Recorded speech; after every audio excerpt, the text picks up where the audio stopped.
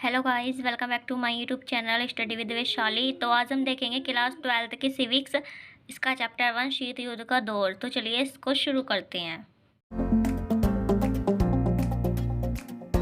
तो इसके first chapter में हमारे क्या क्या टॉपिक हैं जिनको हम पढ़ने वाले हैं। तो ये है शीत युद्ध का मतलब जो शीत युद्ध है वो क्या है और उसके क्या कारण हैं। शीत युद्ध की शुरुआत कब और किन के बीच हुई थी, और दूसरे विश्व युद्ध में बटे गुट और उसका अंत कैसे हुआ, और दो ध्रुवीय विश्व का आरंभ, और नाटो और वार्सा पैक्ट, और क्यूबा मिसाइल संकट देखेंगे, और दो ध्रुवीयता को चुनौती, गुटनिरपेक्षता मतलब कि, और नव अंतर्राष्ट्रीय आर्थिक व्यवस्था, भारत और शीत युद्ध के बारे में जानेंगे। तो हमारा सबसे पहला टॉपिक है शीत युद्ध क्या है। तो यह वास्तविक युद्ध नहीं है और मतलब कि इसमें युद्ध की संभावनाएं बनी रहती हैं। इसमें शस्त्रों का यूज़ नहीं होता है, मतलब कि इसमें कोई भी गोली बंदूक ये सब नहीं यूज़ होती है, और गोली बारूद नहीं बल्कि अखबार टीवी मैगजीन द्वारा लड़ा जाता है। जैसे अखबार के द्वारा मतलब लड़ाई की जाती है, मतलब अपने जो दूसरा होता है उसके बारे में बुरा भला कहा जाता है, जिससे कि युद्ध होने की संभावनाएं बढ़ जाती हैं। और इसके क्या कारण होते हैं, तो इसमें जो मतलब महाशक्ति बनने की होड़ होती है, मतलब हमें सबसे बड़ा बनना है, इसकी होड़ होती है इसमें, और हथियारों की होड़ होती है, मतलब हथियार सबसे ज़्यादा हमारे पास ही होने चाहिए, और विचारों की लड़ाई होती है, और मतलब वर्चस्व बढ़ाने की होड़ होती है, मतलब कि प्रतियोगिता होती रहती है इन दोनों के बीच में।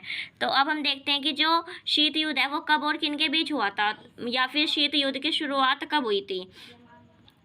तो जो शीत युद्ध है वो दूसरे विश्व युद्ध जो कब हुआ था 1939 से लेके 45 तक हुआ था, उसकी समाप्ति के बाद शुरू हुआ था शीत युद्ध, और यह दो देशों के बीच हुआ था।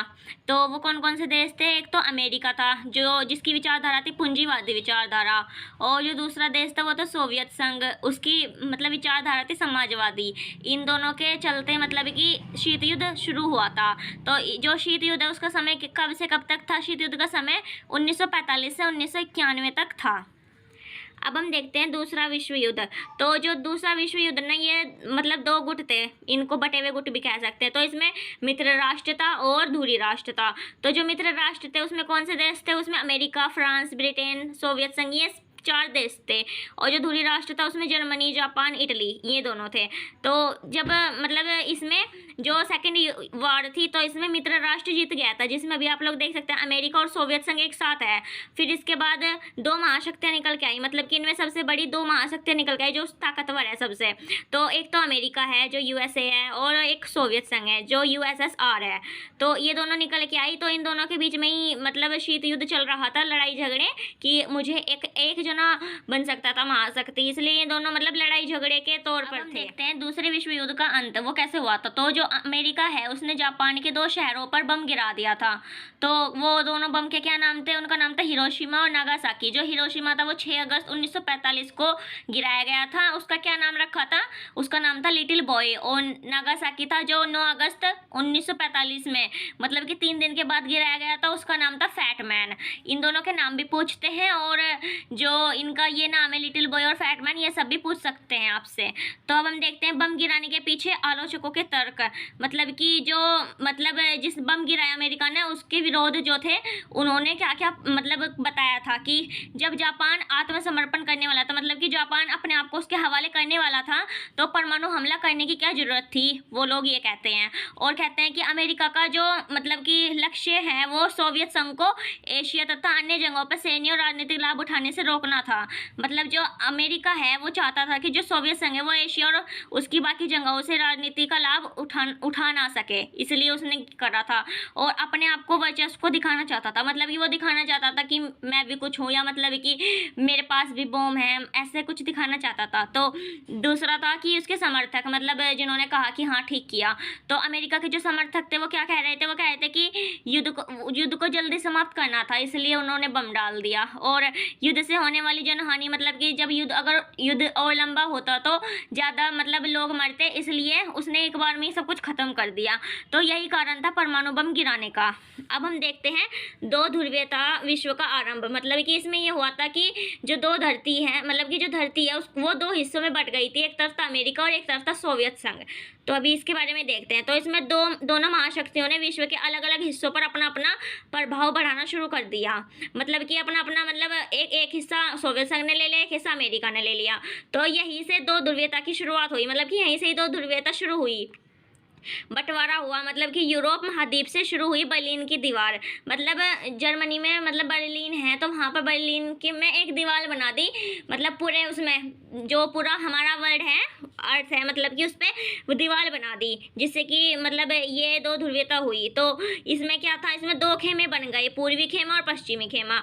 जो पूर्वी खेमा है वो सोवियत संघ को मिल गया, और जो पश्चिमी खेमा है उसमें अमेरिका ने राज कर रहा था। और जो बाकी बचे हुए देश हैं वे किसी न किसी महाशक्ति के साथ जुड़ने लगे थे, नहीं तो उन पे कोई भी किसी भी महाशक्ति मतलब आक्रमण करके उन्हें अपने में मतलब ले ही लेगी, इसलिए वो लोग खुद ही जुड़ने लगे थे किसी न किसी महाशक्ति में, तो ताकि दूसरी महाशक्ति और उसके गुटों के देशों के प्रभाव से बचे रहें, ताकि मतलब कि जो मैंने आपको बताया कि दूसरे उस पर आक्रमण करके उसको भी अपने में मिला लेते, इसलिए वो खुद ही मिल गए अपने पसंदीदा मतलब खेमे में। छोटे देशों को महाशक्तियों से जुड़ने पर अपना निजी लाभ क्या था, ये इंपॉर्टेंट है।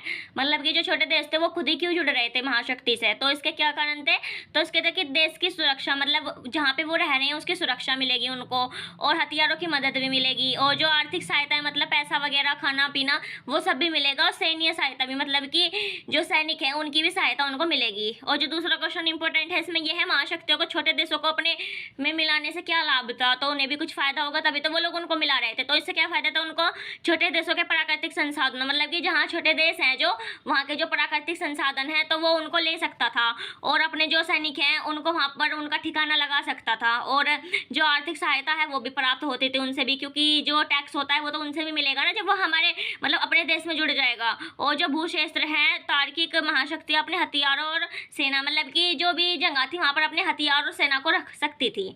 अब हम देखते हैं नाटो और वार्सा पैक्ट। अब इसमें क्या था, इसमें अमेरिका द्वारा था नाटो तो, और जो सोवियत संघ के द्वारा था वो वार्सा पैक्ट था। तो जो नाटो था वो 1949 में शुरू हुआ था, और इसको क्या कहते हैं, उत्तरी अटलांटिक संधि संगठन हिंदी में कहते हैं इसको, और जो इंग्लिश में नाम है इसका नॉर्थ अटलांटिक ट्रेटी ऑर्गेनाइजेशन। और इसकी स्थापना कब हुई थी, इसकी स्थापना हुई थी 4 अप्रैल 1949 में, और ये इंपॉर्टेंट है। और इसका नेतृत्व क्या था, इसका पश्चिमी गठबंधन था, और इसका उद्देश्य क्या क्या थे, यह सभी सदस्य मिलजुल कर रहेंगे और एक दूसरे की मदद करेंगे, और अगर एक पर हमला होगा तो मतलब कि उसे बचाने के लिए वो तैयार रहेंगे हमेशा, और मिलकर मुकाबला करेंगे। तो इसका मतलब अमेरिका ने ये कहकर मतलब सबको इकट्ठा कर रखा था उधर की तरफ, ये फैक्ट चला कर। और जो दूसरा फैक्ट था उसमें क्या था, उसे वार्सा फैक्ट कहते हैं। ये 1955 में हुआ था, मतलब कि 6 साल के बाद सोवियत संघ ने भी शुरू किया था। तो इसकी स्थापना कब हुई थी, 1955 में, और इसका नेतृत्व क्या था, पूर्वी गठन, मतलब कि ये पूर्वी गठन का था और वो पश्चिमी गठन का था। और इसका उद्देश्य क्या था, इसका उद्देश्य था नाटो में शामिल देशों को मुकाबला करना, मतलब जो उसमें देश मिल गए थे उनका मुकाबला करना, क्योंकि नहीं तो वो बहुत सारे देश हो जाते तो उनसे लड़ना मतलब कि सोवियत संघ के लिए भारी हो जाता, इसलिए उसने टॉपिक है सीटो और सेंटो, ये दो संधियां थी। तो जो हम देखते हैं इसमें सीटो जो 1954 में की गई थी, इसको क्या कहते हैं, इसका मतलब है south east Asia treaty org. तो ये कब थी, ये दक्षिण पूर्वी एशियाई संधि संगठन है, मतलब दक्षिण पूर्व की जो एशिया था उसका संधि था ये। और इसमें कौन सी थी, इसमें साम्यवादियों और की विचारवादी और नीतियों से दक्षिण पूर्वी एशियाई के देशों की रक्षा करना था, मतलब जो समाजवादी थे उनसे दक्षिण पूर्वी जो एशिया है उसकी रक्षा करना था। और जो दूसरी थी वो सेंटो थी, वो 1955 में शुरू हुई थी। इसका क्या नाम था, इसका सेंट्रल ट्रीटी ऑर्ग था। तो यह केंद्रीय संधि संगठन था, ये साम्यवाद के प्रभाव को रोकना और सोवियत संघ को मध्य पूर्व से दूर रखना था इसमें। अब हम देखते हैं जो सबसे इम्पोर्टेंट है इस चैप्टर का, क्यूबा मिसाइल संकट, जो 1962 में शुरू हुआ था, मतलब कि तो इसमें क्या हुआ था, इसमें क्यूबा अमेरिका के तट से लगा हुआ था, मतलब जैसे अमेरिका है, जैसे हमारा इंडिया है उसके नीचे वो है ना श्रीलंका, उसके जैसा था क्यूबा, अमेरिका से लगा हुआ था। तो यह एक छोटा सा द्वीपीय देश था, और क्यूबा की दोस्ती सोवियत संघ की थी, मतलब कि जो हमारे पास वाला है उसकी हमारे दुश्मन से मतलब दोस्ती थी। तो इसमें सोवियत संघ उसे कूटनीति और वित्तीय सहायता देता था, मतलब सहायता करता था सोवियत संघ उसकी, क्यूबा की। तो सोवियत संघ के नेता कौन थे, निकिता क्रुश्चेव थे उसके सोवियत संघ के नेता। तो उन्होंने क्यूबा को अपना सैनिक अड्डा बनाने का निर्णय लिया, मतलब कि वहाँ पर अपनी सेना, मतलब बहुत सारी सेना बिठा देंगे वहाँ पे ले जाकर, और वहाँ से अमेरिका पर वो हमला करेंगे, ऐसा उन्होंने सोचा। तो फिर उन्होंने क्या किया, 1962 में क्यूबा में सोवियत संघ ने अपनी परमाणु मिसाइलें तैनात कर दी, मतलब कि अपने सारे हथियार, सैनिक मिसाइल वो सब मतलब वहाँ पर भेजना शुरू कर दिया। और अमेरिका को इस बात की खबर कब हुई, 3 हफ्ते के बाद अमेरिका को पता चला कि वहाँ से सोवियत संघ अपने हथियार क्यूबा में भेज रहा है। तो जो अमेरिका के राष्ट्रपति थे वो कौन थे, जॉन एफ कैनेडी। तो ऐसा कुछ भी करने से हिचकिचा रहा था कि ताकि दोनों के बीच में युद्ध हो जाए, क्योंकि आपको पता है कि अगर दो महान शक्तियों में युद्ध होता तो वो मतलब तीसरा वर्ल्ड वॉर बन जाता। तो वो मतलब इसमें सोच समझ कर वो काम ले रहा था। तो कनेडी ने मतलब जॉन एफ कनेडी था, उसने क्या सोचा, उसने आदेश दिया कि जो सोवियत संघ के जहाज है उनको रोक दिया जाए। अब ऐसा लग रहा था कि वहाँ पर जब उनकी भी सारी सेना आ रही है और इधर से इसकी भी जाएगी पूरी सेना, तो वहाँ पर तो युद्ध होना लग ही रहा था कि हाँ अब तो युद्ध हो ही जाएगा, पर ऐसा कुछ नहीं हुआ वहाँ पे। तो लेकिन ऐसा मतलब इस समय यह लग रहा था कि युद्ध होकर रहेगा, लेकिन ऐसा कुछ भी नहीं हुआ। युद्ध टालने का फैसला लिया गया और दुनिया ने चैन की सांस ली। मतलब कि युद्ध हुआ नहीं तो दुनिया भी डरी हुई थी कि कहीं तीसरा युद्ध ना हो जाए। तो फिर उन लोगों ने भी चैन की सांस ली और इसी को क्यूबा मिसाइल संकट के रूप में जाना जाता है। मतलब जो यही है, इसी को क्यूबा मिसाइल संकट कहा जाता है। और जो क्यूबा मिसाइल संकट है उसको शीत युद्ध का चरम बिंदु भी कहते हैं। चैप्टर समझ में आया होगा, इसके नेक्स्ट पार्ट भी आएगा, तो आप लोग इस वीडियो को लाइक कीजिए और चैनल को सब्सक्राइब कीजिए। और आपको अगर जल्द से जल्द चाहिए नेक्स्ट पार्ट तो मुझे वीडियो के नीचे कमेंट कीजिए। Thanks for watching.